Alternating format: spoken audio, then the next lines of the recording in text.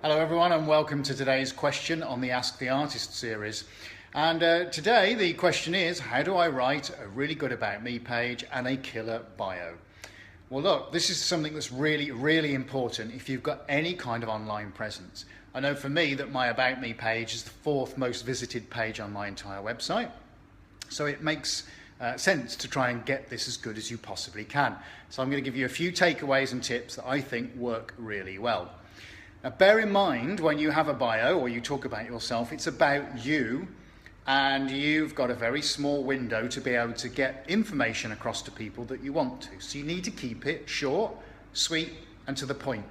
But the biggest single problem I have with reading everybody else's biographies that I see online, or the majority of them, is that people write in the third person. So let me tell you what that is if you're not too familiar with that. Go onto an artist's website and you might go on to, and I'll use John Smith as a random example, no offense if you are John Smith and you're watching this. So you go onto johnsmith.com and you have a look at John's art, and then you click on the About Me bit. And on the About Me bit it says, John is a classically trained watercolourist and he's been living in Lancashire for 25 years, blah, blah, blah, blah, blah, blah, blah.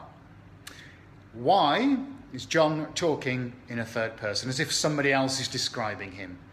Now, the reason I have a problem with this is for this reason.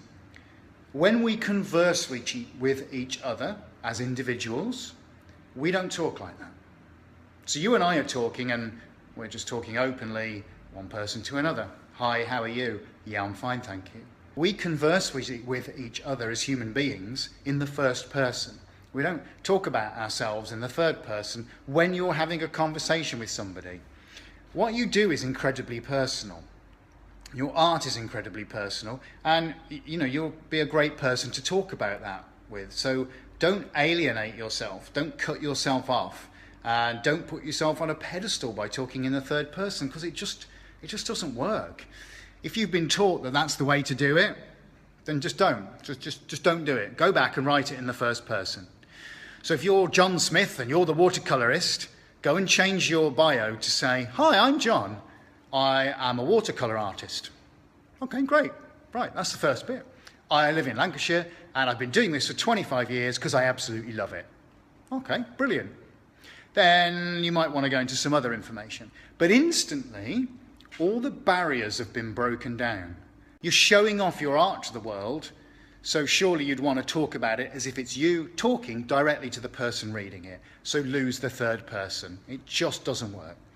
Anyway, so the other thing is your About Me page. So if you've got a Facebook fan page, anything on Pinterest, LinkedIn, Twitter, the list goes on, but in particular your website, if you've got a web presence, I found that a really good About Me page should be nice and simple.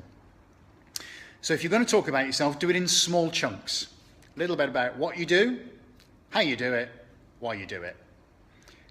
Don't go into some great big long list of all the exhibitions that you've done, because who honestly reads those? I mean, do you read them all to the bottom?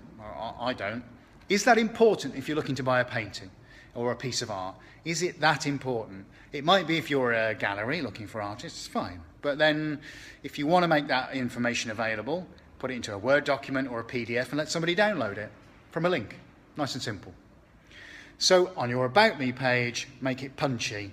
Just a few paragraphs, that's all you need, and some paragraph headings. So break the information up into small segments because it's a lot easier to read. And then put more than one picture on it, okay?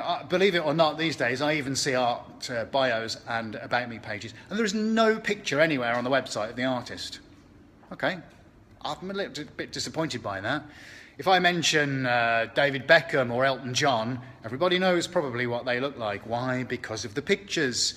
So if you're looking for somebody that's selling something personal like art, jewellery, sculpture, whatever it may be, I think I'd quite like to meet that person with a picture.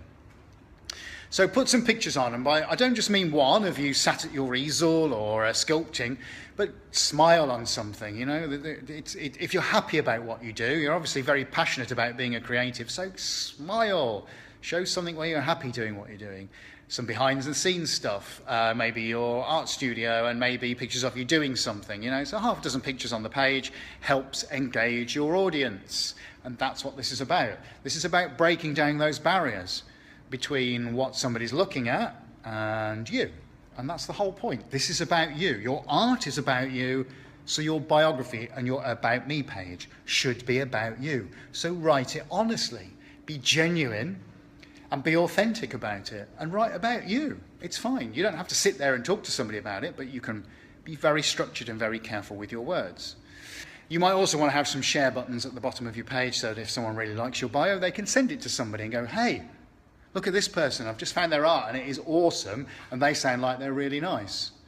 So this is all about breaking down the barriers. Don't talk in the third person. Just don't. Seriously, just don't do it. It's just, oh, I hate that. And just talk normally. Talk to people exactly how you would do when you're talking to your friends or your family. I hope that this video has proved helpful. If you want to watch a few more, there's probably a few more over here you can watch, or you can subscribe by clicking on the picture of me in yet another hat, which is somewhere up there. And if you've got any questions, please email them to me at info@swarez.co.uk, and I'll do my best to answer them as soon as possible. Don't forget to click subscribe. Oh, I've just already said that. Don't worry about it. I'll see you on the next question. Take care.